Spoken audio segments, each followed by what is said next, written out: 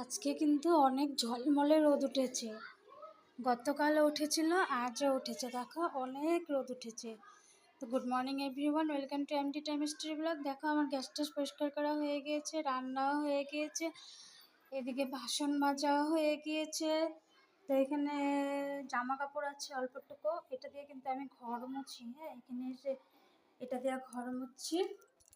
তো তোমরা সবাই কেমন আছো? আশা করি ভালোই আছো। আমার এই বিছানাটাও গুছানো হয়ে গিয়েছে। দেখো এই বিছানাটাও গুছানো হয়ে গিয়েছে।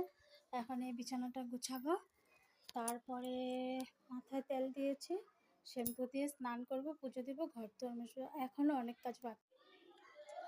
দেখেছো ওয়াশিং মেশিনটাকে ইঁদুরে কি করেছে? ইঁদুরের ডাস্টবিন বানিয়েছে। এই দেখো সেন্টার ফ্রুটের চুকলা, এই দেখো আরও ভিতরে কাগজপত্র কি কি রেখেছে। দেখো এটার মধ্যে রাতে ইঁদুর থাকে আর এগুলো কাণ্ডকীর্তি করে। এখন বাজে হলো 3:20। এখন আমি ভাত খাচ্ছি। ছেলে স্কুল থেকে আসলো, ওকে খাইয়ে দিলাম, ওকে খাইয়ে আমি এখন খাচ্ছি।